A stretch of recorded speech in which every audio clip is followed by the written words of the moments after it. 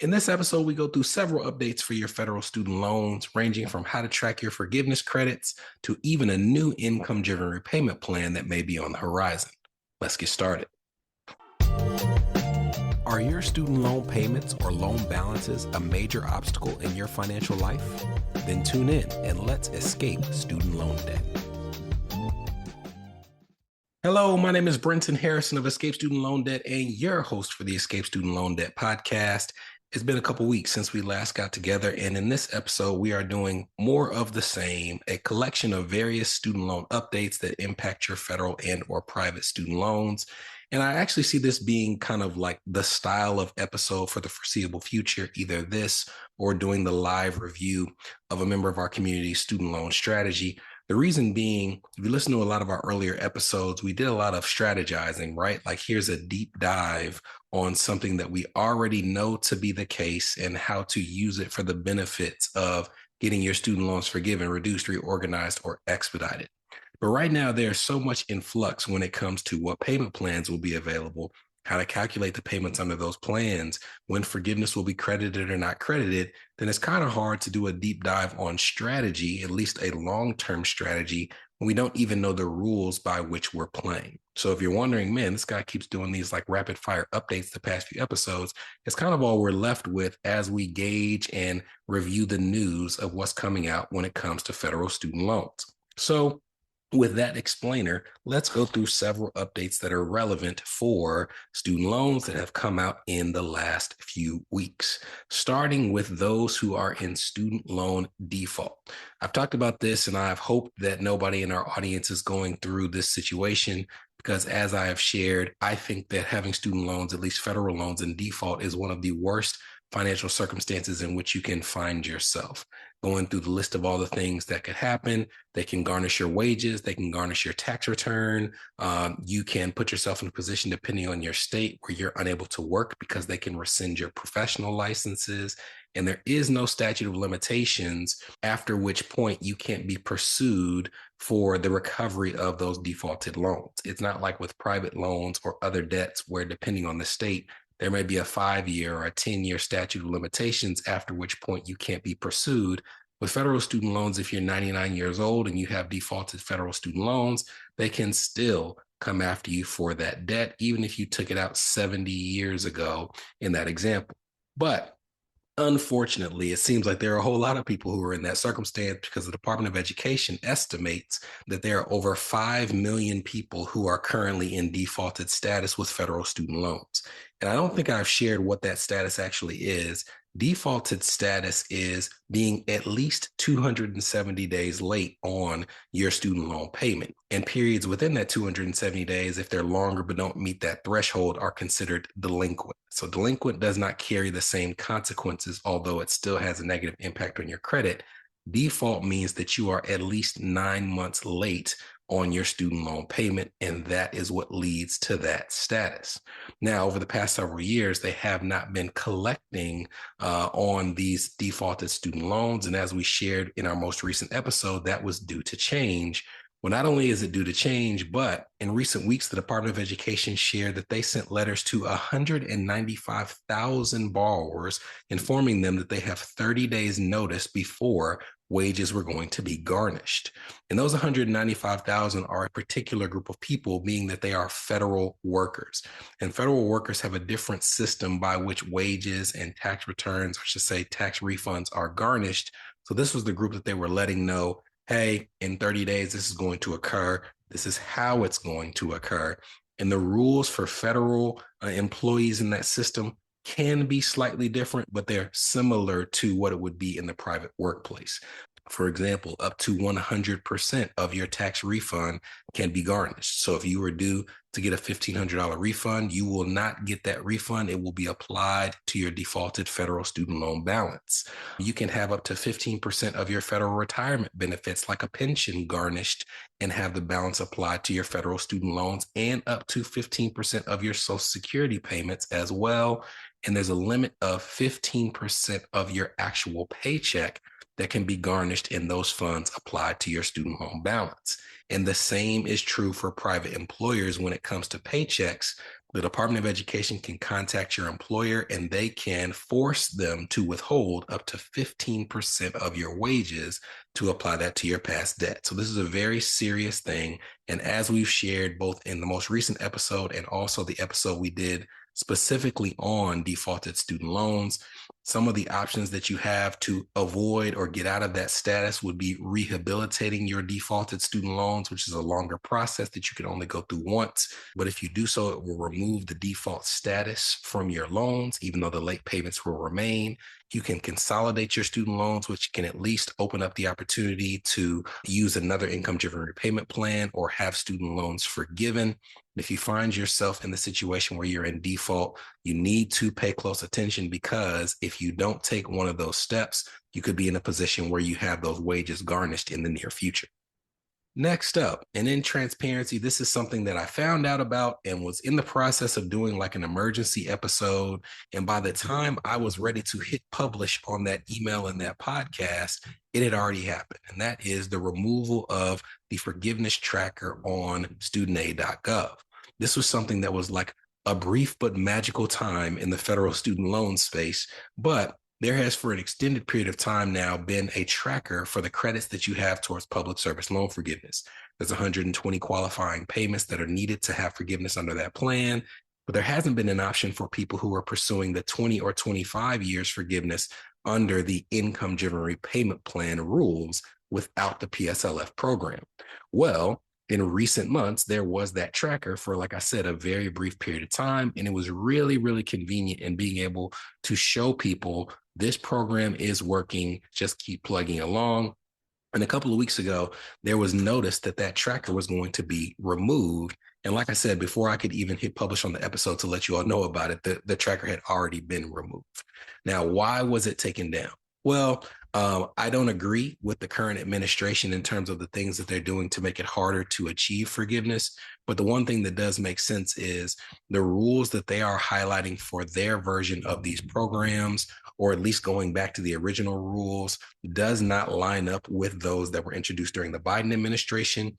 And the tracker was showing credit for people based on the rules from the Biden administration.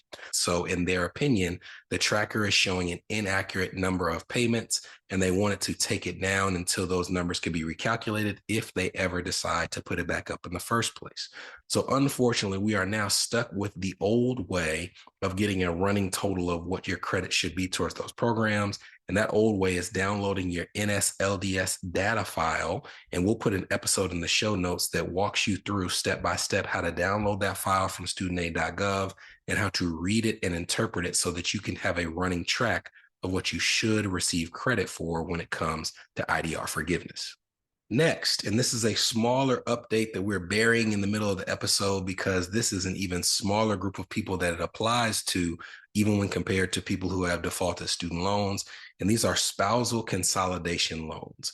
This is one of like the worst financial instruments that I've seen in all forms of finance, not just student loans.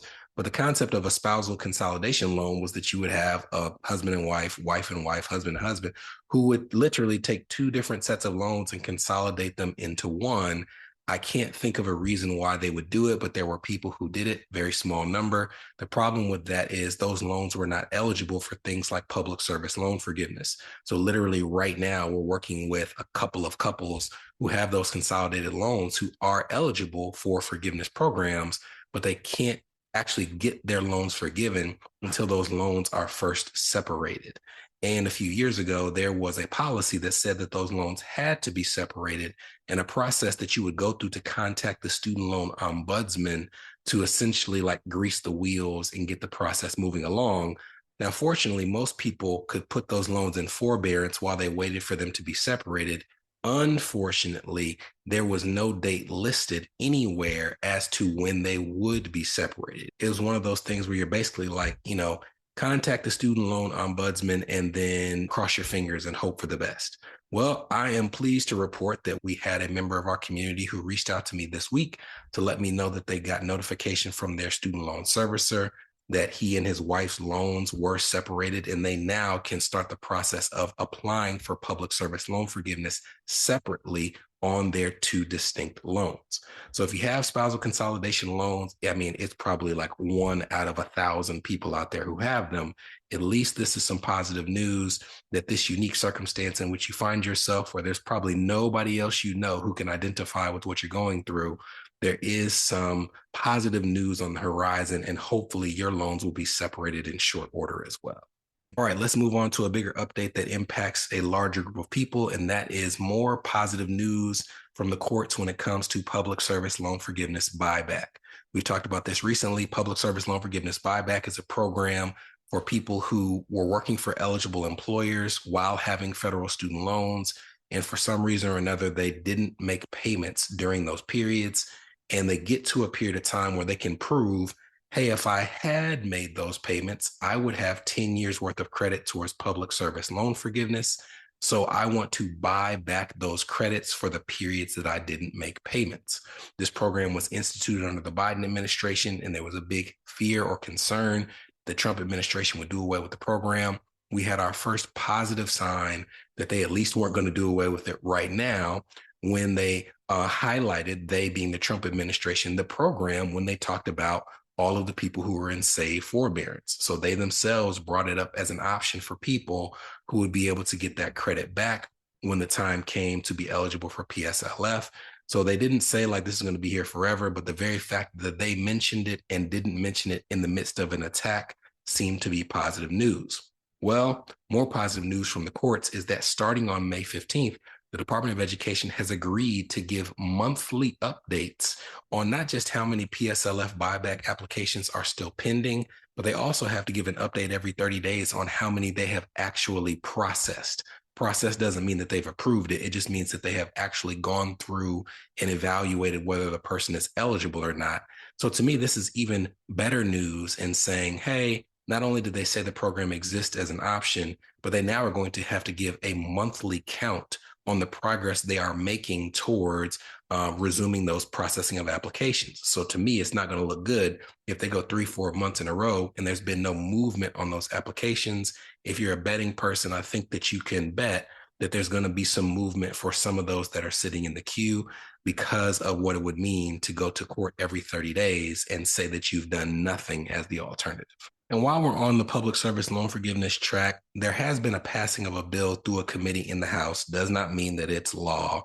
That is continuing that attack on medical and dental professionals when it comes to public service loan forgiveness. Specifically, the bill would say that medical and dental residents would not be eligible for getting credit for public service loan forgiveness during their years of training. Again, this podcast does not exist to be political, but I think you can get the trend on which party is attacking the rights of federal student loan borrowers more than the other. But be aware that if you are a medical or dental professional, there is a bill floating about that's saying that during that 1 to 2 years for dental residents, for that, depending on residency and fellowship, 3 to 7 or 8 years of medical residency and fellowship, you could potentially be ineligible for credit, which is a real blow because those are the years where you're making the least amount of money and you want to rack up the credits during that period of your training. Another part of that bill is a potentially radical change for not just the structure of income-driven repayment plans, but the structure of all federal student loan repayment plans. So essentially what they're trying to do is they are trying to first do away with the majority of the plans that are not income-driven repayment plans. Right now, there's the standard plan, there's the graduated plan, there's all these different payment plan options. And even with the standard plan, depending on your loan balance, you could have a repayment timeline of anywhere from 10 years to 30 years. They're trying to do away with all of the other plans except the standard plan, and they're trying to limit the repayment period from, instead of 10 to 30 years, lowering it down to 10 to 25 years. Additionally, they're making like a radical attack on income-driven repayment plans. So to this point, we have known that even if worse comes to worse, based on current congressional options for income-driven repayment, you would at least have both the old and new versions of income-based repayment, and they're radically different. The old version has a payment that's based on 15% of your discretionary income and requires you to pay for 25 years. The new version bases it off of 10% of your discretionary income, and you only have to pay for 20 years. I say only, 20 years is still a long period of time, but it's 5 years less than 25. Well, this bill introduces an option that's called the Repayment Assistance Plan, or RAP for short, which is a terrible name. But anyways, this plan would do several things. Number one, it would do away with all income-driven repayment plan options except for old income-based repayment. So not only would SAVE be gone, but pay-as-you-earn would be gone, and new income-based repayment would be gone. So you would literally only be able to do the repayment assistance plan or the old version of income-based repayment. Income contingent repayment would also go away for Parent Plus borrowers. And if you're a Parent Plus borrower who already had a consolidated loan, then you would be able to use the old IDR. But if you had not already consolidated by the time that this bill passed or goes into effect, you would literally be frozen out of all income-driven repayment plan options, meaning you will be frozen out of public service loan forgiveness and forgiveness period, because you have to be using those plans to have it forgiven under PSLF. If you're a borrower who doesn't have Parent Plus loans, you would have the option of old IBR or this repayment assistance plan. And repayment assistance plan, instead of forgiving after 20 or 25 years, would only forgive after 30 years worth of payments. And it would also have a minimum monthly payment regardless of your household income, which is radically different than current income-driven repayment plans, where because of that subtraction of a certain percentage of the federal poverty level, you could have a person who earns a small amount of money who is technically on the plan and receiving credits, even though the calculation requires them to make no payment at all. Under this plan, there would be a minimum monthly payment no matter what. Now, this is something that would be pretty awful. It would make it even more punitive to take out federal student loan debt. But the other part of this conversation is this was just a bill that is passed through one committee in the House. It would have to not only pass the full House, it would have to pass the Senate as well.